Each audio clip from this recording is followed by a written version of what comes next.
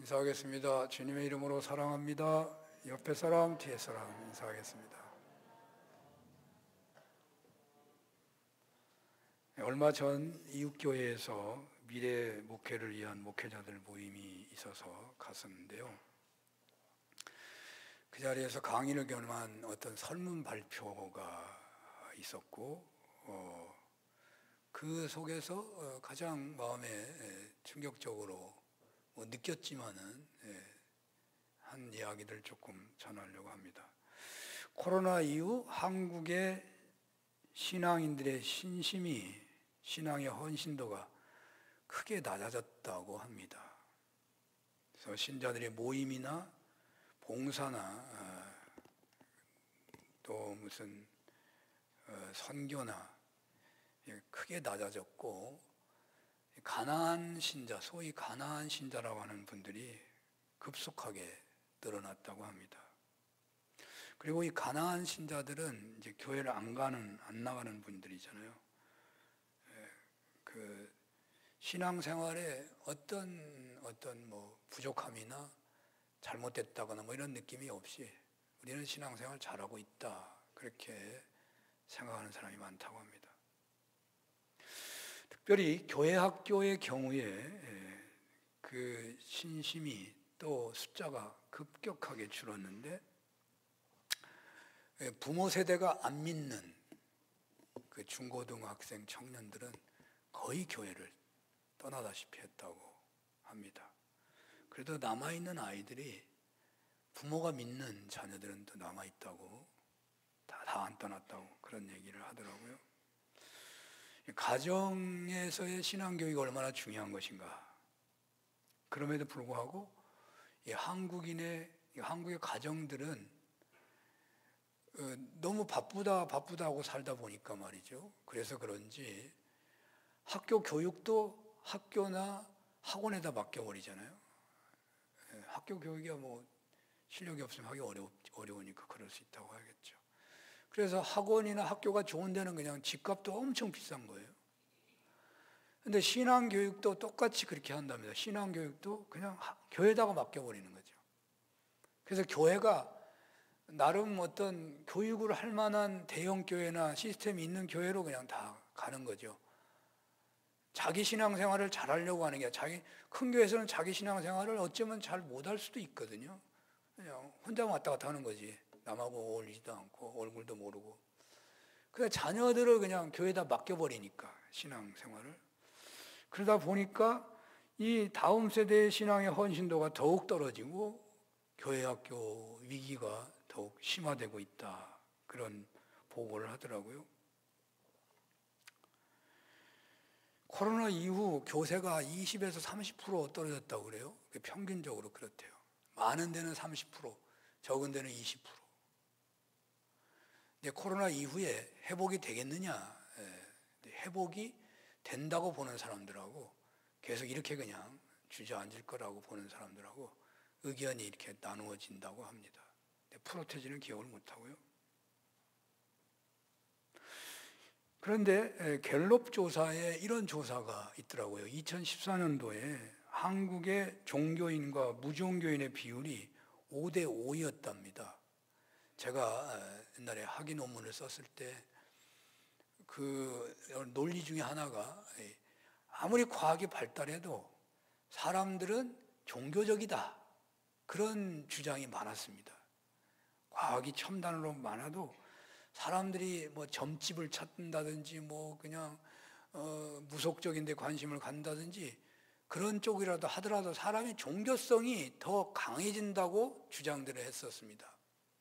근데 이 코로나 이후 이 2022년도에 그 종교인과 비종교인을 비교해 봤더니 4대 6으로, 그러니까 전체의 40%만 종교인이고 우리나라의 60%는 무종교라는 겁니다. 옛날엔 무종교가 거의 없었거든요. 20%밖에 안 됐을 거예요, 제 기억하기에. 자기가 종교성이 있다고 보는 거예요, 다들. 지금은 아예 종교가 없다는 사람이 월등하게 많습니다. 그러니까 그 사이에 거의 10%가 줄었으니까 한 500만 이상이 종교인이 줄었다고 보는 거죠. 또 개신교인만 볼 때 10년 단위로 조사하는 걸 보니까 2012년도에 개신교 그 프로테지가 22.1%였는데 그중에 가나안 성도가 10%였다 그래요. 그런데 2022년도에 개신교인들의 프로테지가 15%로 낮아졌고 가나안 성도는 30%가 됐답니다.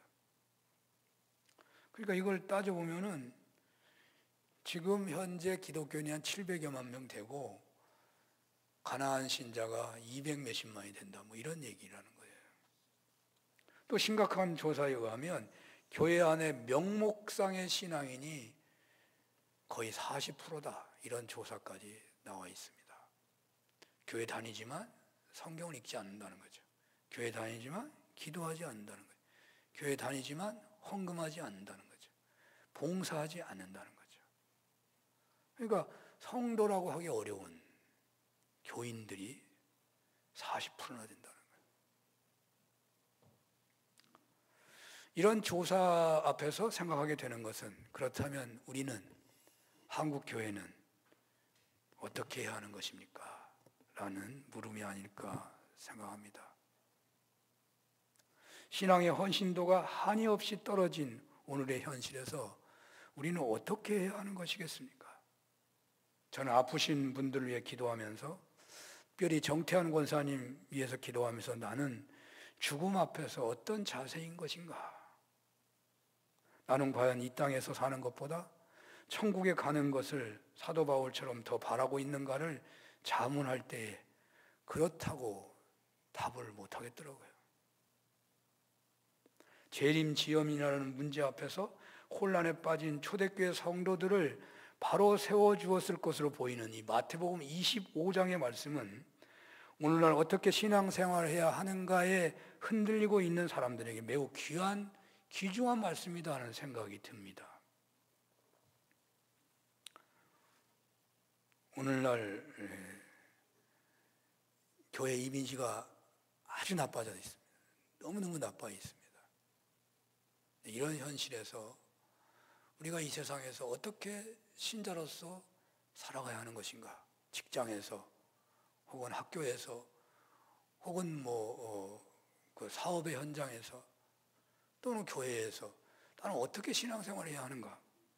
그런데요, 여러분도 다 느꼈지만 저도 젊었을 때도 그랬는데, 설교나 무슨 성경 공부나 우리 하다 보면 그냥 착하게 살아라, 그런 추상적 말씀이 많지, 구체적으로 뭐 이럴 때는 이렇게 살고 저럴 때는 저렇게 하라, 이런 답을 해주는 성경 공부나 그런 설교는 참 찾기가 어렵더라고요.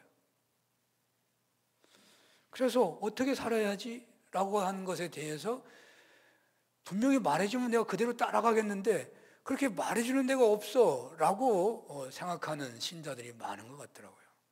근데 이 마태복음 25장은 그런 부분에서 매우 구체적이고 매우 중요한 말씀을 하고 있다고 보여집니다. 마태복음 25장은 역사를 주관하시는 하나님 앞에서 또 이 시대의 역사 한복판에서 그리스도인은 어떻게 살아야 하는가를 명백하게 말씀해 준다고 보여집니다. 그래서 굉장히 이 25장이 중요하구나. 우리가 강해 설교를 하는 거니까 25장 전체를 한번 다시 전체를 조명하면서 오늘 말씀을 전해보려고 합니다. 이 말씀에 슬기로운 5처녀, 미련한 5처녀, 10처녀 비유가 나오죠. 또 하나는 5달란트, 2달란트, 1달란트 비유가 나오고요. 오늘은 염소와 양을 가르는 비유가 나옵니다. 이 3가지 비유의 말씀이 오늘의 시대에, 재림을 기다리는 시대에 어떻게 신앙생활을 할지 모르는 시대를 살고 있는 신앙인들에게 매우 적절한 답을 하고 있다라는 생각이 듭니다. 여러분, 세상에서 가장 안전한 그런 도형이 있다면 어떤 도형일까요? 원일까요? 원은 완전한 도형 같은데 원은요 이렇게 고정성이 없습니다. 어디로 굴러갈지 몰라요. 네모난 것이 안전할까? 네모난 건 정말 안전하죠. 그러나 더 안전한 것은 삼각형인 것 같더라고요. 삼각형보다 더 완전한 도형은 없다. 그러니까 하나님에 대한 설명이 삼위일체로 나오는 것은 하나님의 완전성을 드러내는 최고의 방법이어서 그렇게 느껴져요. 하나님을 성부, 성자, 성령 하나님. 그러니까 신앙생활에 있어서도 이 세 가지의 균형이 굉장히 중요하다는 것을 이 마태복음 25장에서 생각하게 됩니다. 그러니까 슬기로운 다섯 처녀처럼 살아라. 또 5달란트, 2달란트 받은 사람처럼 살아라. 그리고 양처럼, 염소가 아니라 양처럼 살아라. 이것이 어떻게 신앙생활해야 할지 모르는 오늘 이 시대, 재림을 기다리는데 재림이 지연되고 있는 이 시대에서 우리가 어떻게 살아야 할지 모르는 방황하고 있는 신앙인들에게 매우 구체적으로 주시는 말씀이 아닐까 해진다는 것입니다. 이미 말씀을 들었습니다마는 이 세 가지 축을 좀 설명을 해보려고 합니다.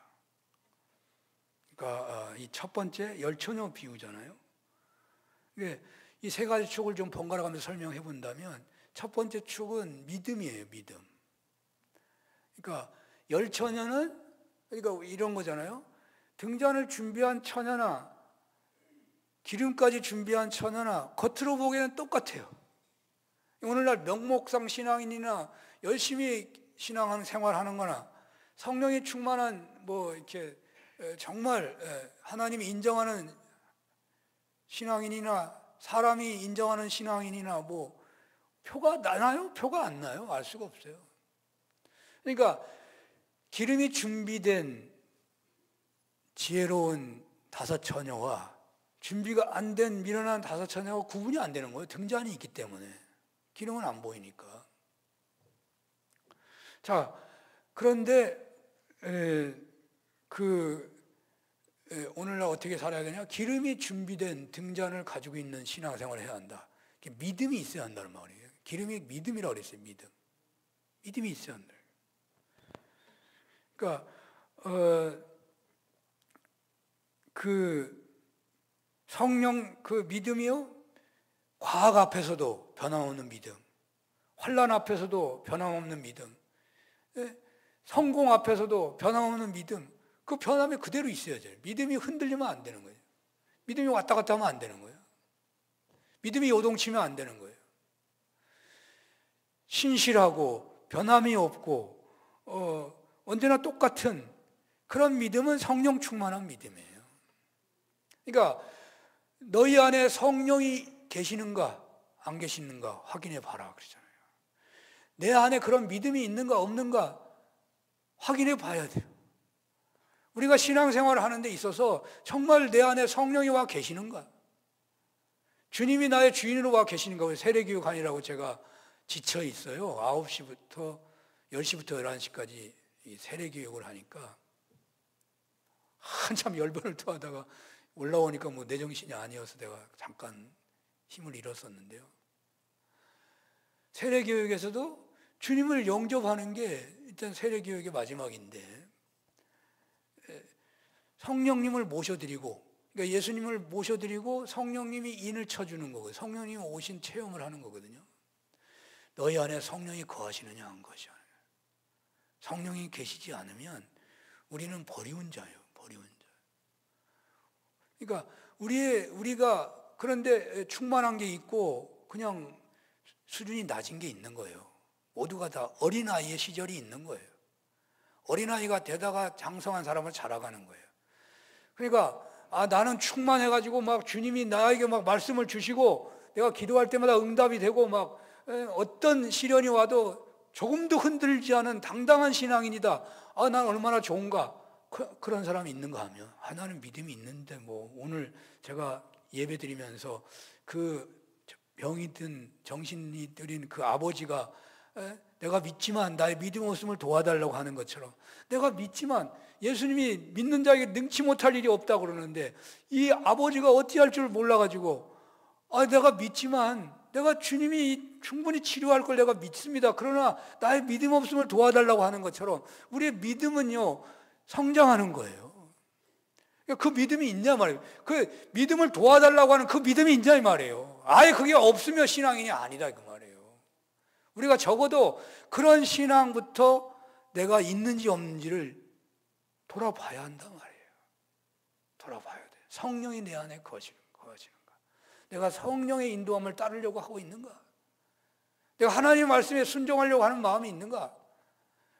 그래서 그 첫 번째로 성령 충만한 믿음이 있는가를 돌아보라는 거예요. 슬기로운 다섯 처녀처럼 살아라는 거죠. 오늘날 어떻게 살아야 되느냐. 두 번째는 기둥은요, 충성하고 있냐 이 말이죠.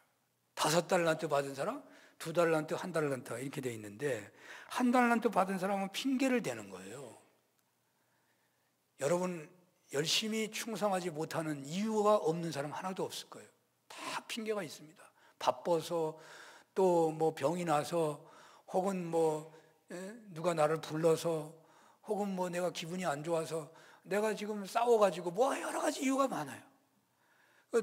이 세상에서 열심히 살기를 원하지 않는 사람은 아마 한 사람도 없을 거예요. 예수 믿는 사람 치고 주님께 충성하기를 원하지 않는 사람은 한 사람도 없을 거예요. 그러나 예수 믿으면서 주님께 충성하는 사람은 얼마 안 돼요. 왜 안 해요? 핑계가 다 있는 거예요. 1달란트 받은 사람처럼 핑계가 있는 거예요. 나는 뭐 배우지를 못했다든지, 나는 뭐 하나님의 사랑을 못 받았다든지, 뭐 하여튼 가지가지 핑계가 다 있는 거예요. 그러나 오늘날 마태복음 25장에서 어떻게 살라고 하냐면 5달란트, 2달란트 받은 사람처럼 살라는 거예요. 직장에서나 혹은 교회에서나 혹은 가정에서나 5달란트 받은 사람처럼, 2달란트 받은 사람처럼 살라는 거예요. 아, 내가 그 정도 못 사는데 어떻게 해? 우리가 온전할 수는 없는 거죠. 그러나 1달란트 받은 사람처럼 사는 것을 그냥 나는 잘 살고 있어, 그렇게 생각하면 안 된다고 해요. 그건 잘못됐다고 말해요. 묻어두면 안 돼요. 여러분의 은사를 묻어두면 안 돼요. 여러분의 재능을 묻어두면 안 돼요. 여러분이 손을 움직일 수 있는데 가만히 있으면 안 돼요. 신앙생활에 그냥 아무것도 안 하고 있으면 안 된다는 말이에요. 뭔가를 해야 돼요. 은사를 하나님 다 주셨다는 거예요. 다 주셨다고. 근데 내가 처음부터 못하는데요. 그러면 처음부터 기도부터, 예배 참석부터 하나하나 하는 거예요. 여러분이 모일 능력이 없습니까? 아니면 모여서 말을 못하 입이 벙어리입니까? 그 아무것도 안 하고 가만히 서 있으면 그 신앙생활에 잘못 가고 있다고 말해요. 잘못 가고 있다. 우리가 모여야 되고, 우리가 예배 드려야 되고, 그러면서 충성하는 것이 점점 자라가야 돼요. 묻어두면 그거는 신앙인이 아니다고 말해요. 5달란트 받은 사람처럼, 2달란트 받은 사람처럼. 여러분 직장에서도 여러분의 은사를 발휘해야 돼요. 상관이 나한테 기분 나쁘게 했으니까 나는 적당히 할 거야. 그건 신앙인의 자세가 아니죠. 나는 월급을 너무 조금 주니까 내가 화가 나가지고 나는 그냥 대충 하고 말 거야. 그것도 바른 자세가 아니죠. 약속을 했으면 은사를 발휘해야 돼. 그게 신앙인의 자세예요. 5달란트, 2달란트 받은 사람처럼 충성하라는 거죠. 그 다음에 오늘 세 번째 축은 뭐냐면 염소와 양을 가르는 얘기를 하고 있어요. 우리가요, 믿음이 충만하면 다 되는 것 같죠? 내가 뜨겁게 신앙생활하면 돼. 주님은 그것이 다가 아니라는 거예요. 이 세 가지가 있어야 한다는 거예요. 네가 하나님과만 친하고 뜨겁기만 되느냐? 너는 충성할 수 있어요. 내가 너에게 준 은사에 따라 네가 하나님 앞에 올 때까지, 주님이 오실 때까지 5달란트 받은 사람, 2달란트 받은 사람처럼 네가 받은 그 모든 것을 다 쏟아놓고 하나님께 영광을 돌리고 주님 앞에 오는 것이 최고의 칭찬받는 일이에요. 믿는 사람에게 은퇴는 없는 거예요. 믿는 사람들에게 나는 이제 일 다 끝났어, 그런 게 없는 거예요. 여러분, 기운이 없으면 입술까지 다칩니까? 밥을 못 먹습니까? 밥을 뭐 입이 열리는 거예요. 여러분 화장실 가고 왔다 갔다 한다면 여러분 머리가 아직 죽은 게 아니에요. 기도할 수 있다고 말이에요. 아무것도 못한다 하지만 기도할 수 있잖아요. 그럼 기도합니까? 그건 은사를 죽이고 있는 거예요. 여러분 예배를 드립니까? 예배 드릴 힘이 안 됩니까? 그거 안 되면 그 사람은 한 달란트 받은 사람하고 똑같은 거예요. 그렇게 신앙생활 하지 말라는 거예요. 주의 재림을 기다리는 우리는 5달란트, 2달란트 받으면 사는데, 그런데 이렇게 우리가 하나님과 뜨거워지는 그 믿음 충만함으로만 머무르면 안 되고 충성해야 되고, 그래 우리가 충성하는데 거기서 끝나는 게 아니에요. 왜냐하면 교회에서만 충성할 수 있잖아요. 오늘 성경은 뭐라 그래요? 이웃을 사랑해라 그 말이에요. 그러니까 내가 병들었을 때, 감옥에 있을 때, 배고팠을 때, 헐벗었을 때 찾아와 주었느냐? 먹을 것을 주었느냐? 옷을 입혀 주었느냐? 아니 언제 우리가 그렇게 했습니까? 네가 가장 약한 자에 한 것이 나한테 한 것이다. 근데 반대로 이 염소들은요, 자기들이 죄가 없는 줄 알아요. 염소와 양이 구분이 잘 안 되잖아요. 오늘 성경에서도 구분이 잘 안 돼요. 안 돼. 어떻게 하고 있어요? 언제 주님께서 병들었고 감옥에 갇혔고 헐벗은 적이 있었느냐고. 그거 알았으면 우리가 가만히 안 있었을 거라고. 벌써 가서 도와줬지. 주님이 가장 작은 자에 한 것이다, 이게 한 것이다. 그러니까 우리의 신앙은 이 세 가지가 견제, 균형, 이루어져, 이 세 가지가 갖추어져 있어야 한다는 거예요. 재림을 기다리는 신앙인들은 충성을 안 할 가능성이 많아요. 그냥 주님만 바라보기 쉬워요. 그러면 안 돼요. 충성해야 되고 충성을 하되, 여러분 제비가 이렇게 날라와가지고 밥을 먹으려면 제비 새끼들이 입을 쩍쩍 벌려. 야, 얼마나 목말라 있는지. 여러분 성교지에 밥을 못 먹는 아이들, 우리의 하루에 먹을 양식 가지고 한 달, 2달을 먹고 사는 그런 성교지에 열악한 그 죽어가는 생명들이 있다고요. 오늘날 한국에도 있고요. 우리 교인들 중에서도 그렇게 어려움 당하는 사람이 있을 수 있어요. 혹은 먹고 사는 건 문제가 없지만 질병으로 여러 가지 환난으로 문제를 겪고 어려움을 겪는 사람이 있을 거라고요. 그러고 함께 하라고 말해요. 그것이 나에게 하는 거다. 이 세 가지를 이 마태복음 25장에서 주님이 재림하신다고 하는 그 재림을 기다리는 신자들에게 말하고 있는 거예요. 말하고 있는 거예요. 그렇습니다. 건강한 신앙인은 하나님을 변함없이 믿는 신앙인입니다. 전능하심을 믿고 말씀을 믿고 살아계심을 믿고 역사를 주관하심을 믿습니다. 그러나 진정한 신앙인은 그저 기도만 하고 하늘만 쳐다보는 사람이 아니에요. 신앙의 뜨거움만 사모하지 않아야 한다는 거예요. 그 사람은 구체적으로 실천하는 충성의 사람, 자신의 생명이 다할 때까지 하나님께서 허락하신 달란트에 합당하게 성실하게 충성하는 신앙인이에요. 그 사람에게는 은퇴가 없다고요. 연령이 차면 은퇴하지만 그러나 하나님 앞에서 은퇴는 없어요. 어렸을 때 어린 수준에 맞는 일이 있고 중년기에는 중년에 맞는 일이 있고요. 나이가 많으면 나이가 많은 사람에게 익숙한 일이 있다고요. 그러니까 우리는 자신에게 주어진 은사를 능숙하게 발휘하며 충성하겠지만 연세가 많아지면 일할 일이 다른 것이 또 주어지는 거죠. 일과 내용은 변할 수 있지만 주님 앞에 갈 때까지 하나님 앞에서 우리 신앙인은 5달란트 받은 사람처럼 2달란트 받은 사람처럼 살아야 한다는 거예요. 그런데 신앙인은 뜨거움이나 충성만으로 충분하지 않아요. 사랑의 삶을 살아야 돼요. 뜨겁게 신앙생활하고 직장에서 일터에서 열심히 일하지만 소외된 이웃들에게 사랑을 베푸는 것을 외면한다면 반쪽짜리 신앙인이 된단 말이죠. 놀라운 사실은 성경에 염소로 지목된 이들이 양처럼 똑같이 신앙생활을 잘했다고 생각한다고 하는 거 아니었어요?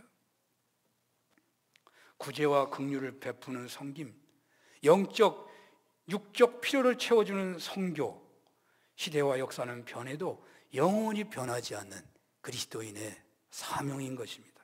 오늘 본문은 바로 이러한 이웃사랑에 대해서 강조하고 있어요. 본문에서 이웃에게 사랑을 베푼 것과 베풀지 않는 것을 똑같이 지루할 정도로 반복적으로 말하고 있죠. 그리고 또 소외된 이웃에게 한 것은 바로 주님에게 한 것이라고. 그런데 뭐라고 나오냐면요, 그 끝마무리에 염소는 지옥불에 들어가고 양은 천국 간다고 말하고 있다니까요. 세상에 이렇게, 성경에 이렇게 강조된 말씀을 여러분 본 적 있나요? 드물다고 말해요. 거의 없어. 이렇게 하면 불 속에 들어가고, 이렇게 하면 영원한 천국에서 상속받는다, 이런 말이 아니 못이 박혀 나온 성경이 어디 있냐고요. 오늘날 위기의 때 기독교인들이 보여줘야 할 최고의 덕목이 이웃사랑입니다. 세계 기독교 사회에 기독교가 가장 위기에 놓였을 때가 언제냐면 십자군 전쟁에 실패했을 때입니다. 세계 교회가 절망 속에 있을 때 교회를 회복해 준 운동이 하나 있었는데 그게 수도원 운동이에요. 아시시의 성자 프란시스에 의해 가지고 붙여진 닭발 수도원 운동인데요, 이 프란시스는 그냥 베풀기만 하는 거예요. 병든 사람 찾아가고 배고픈 사람 찾아가고 자기 옷도 벗어주고 그냥 그렇게만 하고 자기 죽을 때까지 남의 아프고 힘든 것만 돌보다가 죽었어요. 그래서 그냥 병도 쉽게 걸리면 뭐 40대에 죽었더라고. 금방 죽어요. 그렇게 혼신을 다하여 이웃을 사랑하고 섬기는 삶을 산 그들 때문에 죽어가던 교회가 소생하기 시작해요. 그리스도인은 나 중심으로 살아가는 사람이 아닙니다. 세례교육에서부터 교육을 하는 거예요. 내가 주인인 사람은 신앙인이 아닌 거예요. 예수님이 주인이어야 신앙인인 거예요. 그게 세례교육에서 계속 나오는 거예요. 자기 중심으로 살아가는 그 순간에 그는 신앙인임을 포기하는 거예요. 포기하는 거예요. 그러면 하나님의 풍성함을 누릴 수가 없는 거예요. 하나님의 사랑도 누릴 수가 없는 거예요. 하나님 우리에게 주시는 그 모든 은총을 누릴 수가 없는 거예요. 똑같지가 않아요. 절대로 똑같지가 않아요. 그리스도인은 가족을 중시하지만 가족 중심으로 살아가는 사람이 아니에요. 담을 쌓아놓고 생활하듯 교파, 교회주의로 살아가는 것도 아니에요. 이웃을 사랑하는 것, 너무 평범한 이야기지만 이것은 기독교인의 정체성을 말해주는 중심말이에요. 오늘 주님은 이웃을 사랑하며 섬기라고 하십니다. 이렇게 살아서 진정 예수님을 사랑하고 섬기는 그 길이 언제나, 그 길에 여러분 언제나 서 있으시기를 축원합니다. 삼위일체 하나님처럼 세 가지 신앙 태도를 꼭 마음에 새기시기를 바랍니다. 첫째, 변치 않는, 흔들리지 않는 성령 충만한 믿음. 자신의 생이 마감될 때까지 받은 은사를 다 발휘하는 최선을 다하는 충성. 그리고 소외된 이웃을 사랑하는 구제와 선교에 전념하는 삶. 이것이 재림을 기다리는 참된 신앙인의 삶이요, 방황하는 신자들에게 특별하게 주시는 말씀이기에 오늘 이 시대를 사는 우리에게 너무나도 중요한 말씀이라고 믿습니다. 여러분들에게 이런 은혜가 있으시기를 축원합니다. 기도하겠습니다. 하나님, 성령이 충만한 믿음, 과학이 발달하고 아무리 전쟁의 위협이 있고 하나님, 내가 세상에서 최고로 성공한 자리에 있다 하더라도 변하지 않는 성령 충만한 믿음. 그러나 거기에 머무르지 않고 하나님 나에게 허락한 그 은사를 마음껏 발휘하며 주님 앞에 갈 때까지, 주님이 오실 때까지 하나님 최고의 충성의 길에 있는 신자가 되기를 원하고, 하나님 우리가 이러한 삶을 사는데 우리의 삶의 방향은 언제나 병들고 소외되고 힘들어하고 아파하고 하나님이 약한 자, 복 구원을 받아야 할 미지의 선교 대상자들, 하나님 그들을 향한 이웃사랑으로 늘 향하게 하여 주시옵소서. 예수님 이름으로 기도합니다. 아멘.